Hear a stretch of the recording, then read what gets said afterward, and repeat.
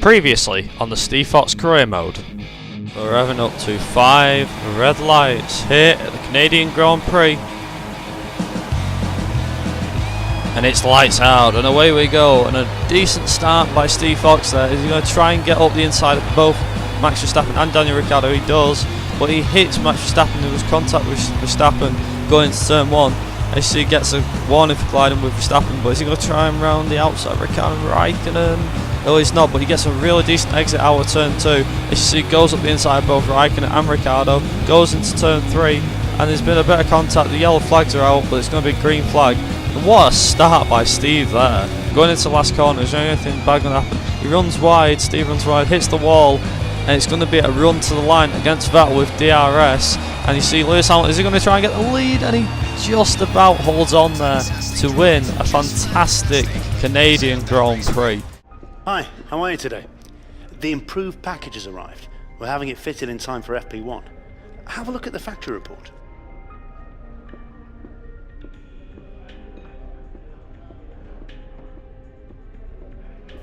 Right, so what new upgrades have we got today? Well, we've got an engine upgrade, which is going to give us an additional 8 brake horsepower, and we've also got a fuel efficiency upgrade. Now, of course, the next race on the calendar is the European Grand Prix, which is set at the street circuit of Baku. So, very interesting race. I know that the engine upgrade will definitely come in useful, but without further ado, let's get into the European Grand Prix, more specifically the practice session for the European Grand Prix. I'll see you guys then. Let the commentators set the scene.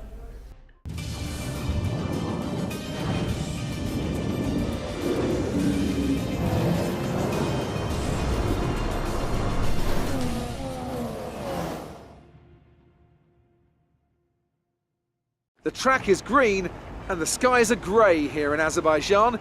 Welcome though to the Baku City Circuit, where we're preparing to kick off the weekend's action with a difficult and damp free practice session. I'm here with Anthony Davidson once again. Nice to see you, Ant, and I wanted to ask you about how you go about improving the car over the course of a practice session. How much would you say is already known from the pre-race simulations? And how much do you have to do, how much do you have to work on with a real car on a real circuit? Well, that's a good question, Crofty, and I suppose the simple answer is that there's no such thing as too much information. As you say, the bigger teams have very complex simulations, vast numbers of clever people crunching the numbers back at base, but what they can't tell you is stuff like how the track condition's going to be, or what the temperature's going to be doing over the course of the day, and how all of that's going to be interacting with the tyre. There are so many millions of tiny variables involved in getting these cars around a racetrack quickly, but the computer can't tailor the car to a driver's specific balance requirements. At some point, you still need to put a human being in there and have them feel it through the seat of their pants. And that's why we end up with different drivers having different setups. So what I'm trying to say is, Crofty, nothing beats on-track testing. Hey guys, I'm Viper, and welcome back to my Steve Fox career mode. As you can see, you join us for the practice session at the Baku Street Circuit for the European Grand Prix. Now, obviously, you're going to run through the normal practice session with the whole customization, track customization, which did actually pretty damn well, as you'll see later on throughout the lap. And actually, it's quite a damp practice session. It did turn dry later on in the end, as you'll see later on. But as you can see, that tight, twisty castle section is quite good. I particularly like this bit of the track, especially in the wet. And as you see, coming across the line, he scores the not quite the maximum, but he does score enough to get the 50 perfect points, for 50 development points. Next test that was on the list was the qualifying pace. Now, I know what you're thinking. It's a bit weird to see all these sort of tests happen in a wet practice session. Now, we've not had a wet practice session in a while, but there you go. As you can see at the top right, though, at the end of that first lap, he completely smashes the target of getting 7th place. And he does a 2-minute 0.5, and it actually ended up getting him first in the actual the qualifying test. You see, the next one's the tyre usage test. He ends up passing that with flying colours as well, which is very nice to see. But obviously that was in the dry conditions, so quite interesting to see. And obviously that's all from practice, and I'll now hand you over to the commentators who will run down the entire practice results for practice 1. quick look at the classification at the end of the session then. Here are your top three: Rosberg, Hamilton and Sebastian Vettel. Practice times are on the board then, but no points are on offer just yet. We'll be back with more F1 action soon. So as you can see then from the practice 1 results, it's Nico Rosberg who's fastest from Lewis Hamilton by 0.3 of a second.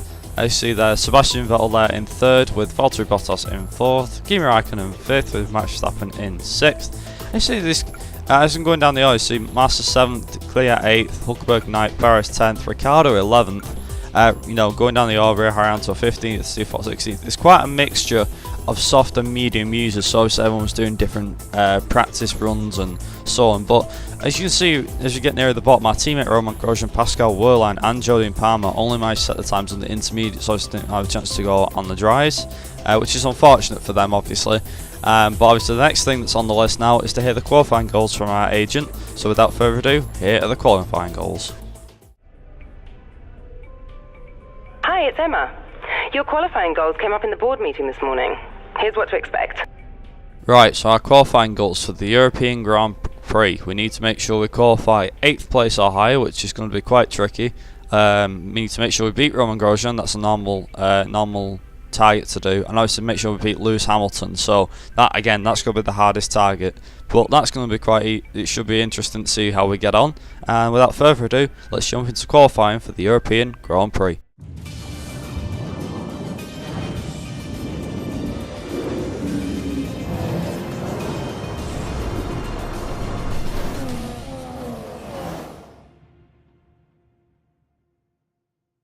Welcome to qualifying in the Republic of Azerbaijan. The teams are making their last-minute adjustments before the lights go green, and the fight for pole position can get underway.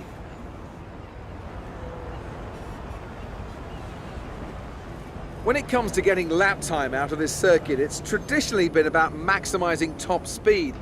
Do you simply remove as much downforce as possible, hang on into the corners and max out down the straights? Top speed is a key factor for this circuit. Even if you can achieve the same lap time as someone running less wing than you, chances are you'll find overtaking difficult if you have too much drag. Right, so qualifying time then here at the street circuit of Baku in Azerbaijan for the European Grand Prix. See, Steve's immediately decided to go out on the super softs because he knows that there's obviously going to be a bit of a disadvantage, as you saw from the practice results. He was quite far down the order with the medium tyres that he was using, unfortunately, and he did quite well in qualifying, I thought. And as you're going through the first sector, you see Hamilton set the fastest lap, and he's 9/10 up through the middle sector. And as you can see, coming across the line, his first lap is a 1:42.291. Now that puts him on provisional pole. However, later on down the session, Sebastian Vettel and Lewis Hamilton all managed to set a good time, and it was Rosberg who was quickest at the moment. But obviously, you see Steve Fox is there, he took provisional pole. Has he got pole position for the European Grand Prix? I'll now hand you over to the commentators who will give you the rundown. As we wind down from the excitement of qualifying, here's a look at your top three: Vettel, Hamilton and De Haas. The grid is set then, so that just leaves the race itself. Join us tomorrow, where we'll be live with all the action. And until then, it's goodbye. So as you can see then, after that qualifying result, it is Sebastian Vettel who takes pole position from Lewis Hamilton by 20 thousandths of a second. As you see, ourselves, Steve Fox there, down in 3rd place, just short of a 10th of a second behind. It's Nico Rosberg, again, not far behind him, with Kimi Raikkonen in 5th, our teammate doing a fantastic job there, Roman Grosjean getting down there in 6th. As you see, Valtteri Bottas, Felipe Massa lock out row 4 with Ricciardo, and Verstappen lock out row 5. The two Toro Rossos lock out row 6, and the two Force Indias lock out row 7. That's quite an interesting format, I thought, an interesting pattern. As you see, you've got the usual suspects: Palmer, Nasser, Wehrlein, Button, Magnussen, Arianto, Ericsson, and unfortunately Fernando Alonso qualified last, so be interested to see where he comes for the race tomorrow. And obviously, before we jump into the actual race, we need to quickly have a chat with our agent, who's obviously going to have our race goals, and I'm guessing that they'll be to qualify more than where we are, that's obvious, but without further ado, I'll hand you over to the race goals.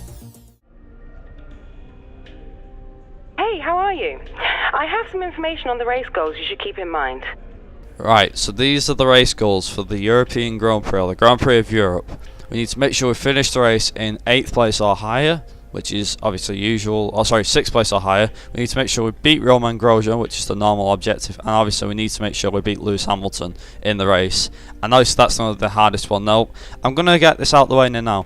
We're going to actually ignore the Drivers' Championship target because we're easily going to be passing that for quite a few races, that is, unless we have a significant drop in performance. So we're going to ignore the Drivers' Championship target and say we can achieve that at every single race. As you see, beating Romain Grosjean as our main objective, which should be quite interesting. Obviously beating Lewis Hamilton is not a hard objective to beat. So let's see if we can do it. Hopefully Steve can do well. Without further ado, let's get into the European Grand Prix.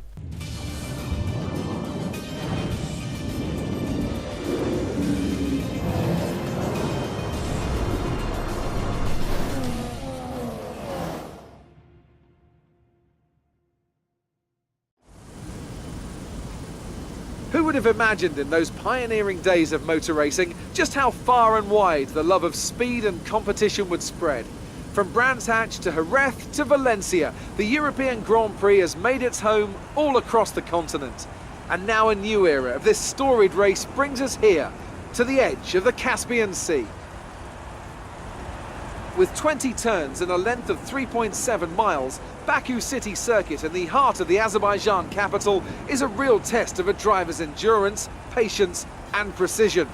90-degree corners through Sector 1 lead into a tightening uphill sprint as we start to circle around the old city.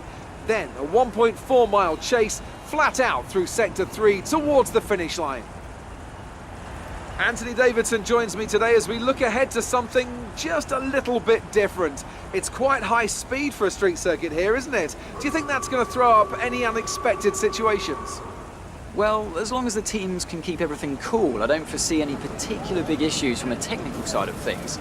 I do expect the track to be quite slippery though. We've not exactly had much chance to rubber in the surface. Any street circuit also comes with its own challenges, so I think we'll be seeing a few mistakes here and there. The smart strategy would be to expect a safety car, I think, especially early on when the pack is bunched up. Okay, so you're lower on the grid than we wanted.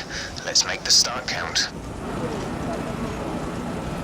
So before the off, let's remind ourselves of yesterday's qualifying session with a look at the starting grid. Sebastian Vettel will start on pole. Fantastic qualifying from the multiple world champion. And it's Lewis Hamilton alongside. Looking down the rest of the grid, we have a Haas, Rosberg, Kimi Raikkonen, and Grosjean, Bottas, Massa, Ricciardo, and Max Verstappen. Sainz, Kvyat, Sergio Perez, and Hülkenberg, Palmer, Nasser, Pascal Wehrlein, and Jenson Button, Magnussen, and Harry Anto, Marcus Ericsson, and Fernando Alonso starts from the back of the grid.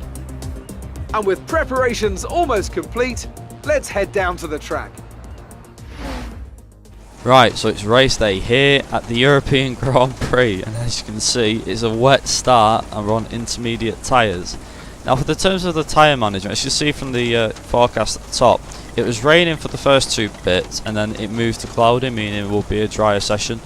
Now me being the ballsy one, I thought, you know what, I'll go from the intermediates and go on the dries, but unfortunately, as you can see, I was actually trying to select the slick tyres, the mediums or something like that, but it wouldn't let me, so I had to just go with the fact that it was intermediates and change it via the in-game menu, unfortunately.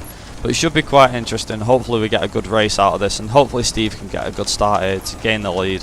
But yeah, let's see how we get on for the European Grand Prix. Could have been interesting to start with it being wet, but without further ado, let's get into it.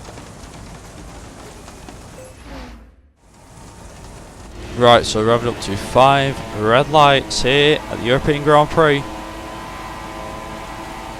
And it's lights out and away we go, and Steve gets off to a pretty decent start even in the wet. Going into turn 1, who's going to be taking the lead though? Vettel hits Hamilton and Steve just slides through into the lead of the race. A very unexpected move there by Vettel and Hamilton, so it has promoted Steve to the lead of the race, which is a brilliant start for Steve here. And as you can see, going up through gears, we're actually going right on board with him for quite a bit here, because in the wet, we know that in the wet Steve is quite good, especially whether it be wet, like full wet conditions, or even intermediate conditions. Steve is, I wouldn't say the rain master or anything like that, but he has got a good knack for the wet weather. He's quite good with it. Obviously the wet weather, it tends to bring like the cars on more equal ground, so even if you have a power advantage, there's no benefit of having it in, like, say, with DRS you get that sort of benefit. This is just all about pure driver's pace in my eyes, and both Steve thinks that as well. As you can see, after the first sector he's already pulled a 1 second lead with Vettel half a second down. But as you can see, going through to the end of the first lap, the gap has gone from a second to 1.8 seconds with Vettel just 2 tenths behind. So that was chasing Hamilton for the majority of the race. Now I know what you're thinking, I wonder what's going to happen next. Well, lap 6, as you can see at the top there, Nico Rosberg retires from the race. And don't forget, Rosberg at this point in the time, he's in second place in the championship with Vettel in third, then it's Hamilton fourth. And as you can see, Sebastian Vettel is the next one to bite the dust. And for the first time in this career mode, the safety car made its first ever showing. Now, at this point in time, the rain had actually given up. So Steve and myself had both decided to pit onto the dry tyres because we thought it was a dry line appearing, and we thought, you know what, we're going to gamble and go onto the, believe it or not, the quickest compound of the lot, which is of course the super soft tyres. So as you see, he's coming in now for his pit stop. He's going to take on the super softs. He's going to rejoin behind Hamilton, but ahead of Bottas. Now obviously, being on the super softs, it's going to be quite tricky, especially on a wet track, so he needs to be a bit careful with his acceleration. But as you can see, moving on to lap 15, the safety car's gone in. We're back up to racing speed yet again here at the European Grand Prix, and it's away we go.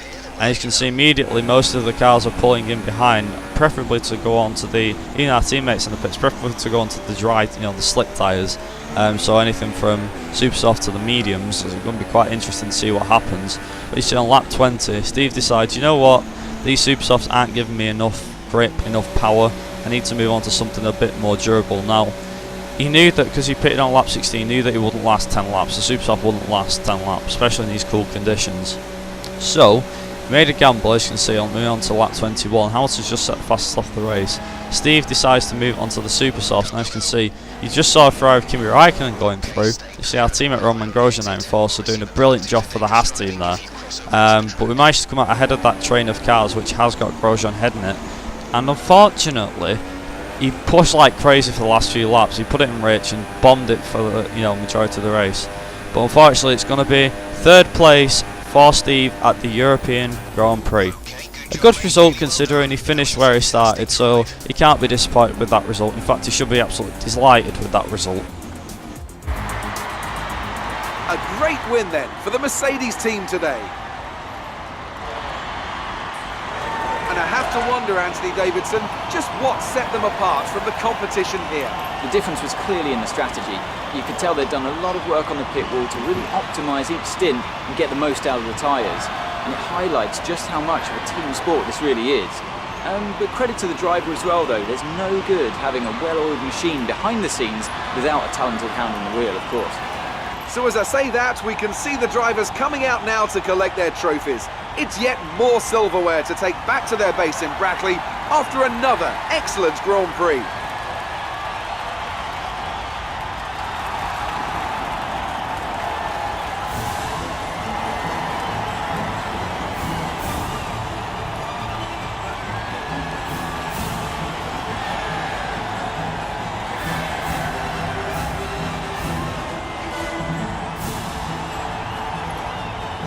And after this round of the World Championship, here's how things look in the drivers' table. Our current points leader extends their lead at the top of the championship after a very good result here today.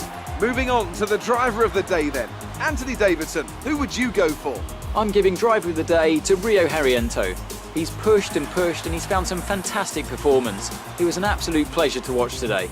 And now let's take a look at the constructors' standings. Mercedes have extended their lead at the top of the standings. Well, what a weekend that has been. Please join us next time for another thrilling instalment of this Formula One season. So as you can see then from the race results, it is Lewis Hamilton who wins by 2.5 tenths of a second from Kimi Raikkonen there in second place. Steve Fox there finishes third, albeit 5.3 seconds adrift. Valtteri Bottas moves up to fourth place considering he started from seventh. Our teammate Roman Grosjean doing a brilliant job to pull on fifth and get us 10 valuable points. Max Verstappen there in sixth place with Massa seventh, Sergio Perez 8th, Carlos Sainz 9th, Daniel Ricciardo finishing in 10th, Nico Hulkenberg 11th, Button 12th. You can see why Rio Haryanto got driver of the day, because he came from 20th to 13th. Gary Magnussen finishing there in 14th, Danny Kvyat going down to 15th. Alonso finishing 16th with Wehrlein finishing behind, Ericsson finishing 18th, and then Palmer and Nasser finishing out the session, with Sebastian Vettel and obviously Nico Rosberg retiring from the race due to technical glitches and technical failures. So quite an interesting race there. As you can see, it mixed up the championship quite a bit. Moving on to the incidents, as you can see, mainly a few in turn 1 and lap 1 and lap 6. Vettel got a warning for colliding with Hamilton. Grosjean, our teammate, got one for colliding with Rosberg. Rosberg retired on lap 6 with a mechanical failure. Raikkonen collided with Rosberg, so that could be how he went out the race. Vettel retired on lap 12 with a mechanical failure. Then you see lap 16, Wehrlein collided with Raikkonen, got a warning. Raikkonen got one for colliding with Wehrlein the lap after. You see on the final lap, Rio Haryanto collided with Danny Kvyat and got a warning for that. So, moving on to the Drivers' Championship, we've now extended our lead to 37 points. You see it's now Lewis Hamilton that's in second place behind us, after that retirement from both Nico Rosberg and Sebastian Vettel in 3rd and 4th. Kimi Räikkönen there in 5th with Daniel Ricciardo behind. You see there's not many movers. Roman Grosjean, our teammate, has done a brilliant job here, so he moves up from, I think it was 12th to 11th to 10th, so he's moved up to 10th in the championship, with Danny Kvyat dropping down to 11th. Fernando Alonso stays there in 12th, with Carlos Sainz moving ahead of Nico Hulkenberg, despite being equal on points. You see Sergio Perez there, the last of the point scorers. Then you can see as you're going down the order, you've got Jenson Button, Haryanto, Wehrlein, Ericsson, Magnussen, Palmer and Nasser all yet to score points, which is unfortunate considering there should be a time now where they can score points. I'm hoping Button, I say this a lot I know during the episodes, but I do hope that Jenson Button can score some points, because that'd be good for McLaren Honda. If I see a Manor, Sauber or Renault score points this season, that would be quite good. Hopefully they can do out the car in time. In terms of constructors though, it's Mercedes who still leads ahead of Ferrari. We've closed the gap to 6 points now in the constructors, with Red Bull in 4th, Williams 5th, Toro Rosso 6th. As you can see there, Force India 7th. We've extended their gap from 15 points to 19. The points gap from 3 points to 7 points. McLaren Honda still there in 8th, with Sauber, Manor and Renault yet to score points. And on that note, I'm going to leave this episode here. I hope you guys enjoyed today's episode. If you did, be sure to give it a big thumbs up if you enjoyed, and be sure to subscribe if you're new around here. And until next time, I've been Viper Racing. Me and Steve will both see you for the next race, which is of course Austria. So fast track, fast circuit, plenty of laps, plenty of action. Fingers crossed there is anyway. And yeah, until next time, me and Steve will see you there at Austria for the next race. And until next time, I've been Viper Racing. You guys have been awesome watching. I'll see you guys in my next video. Ta-ra!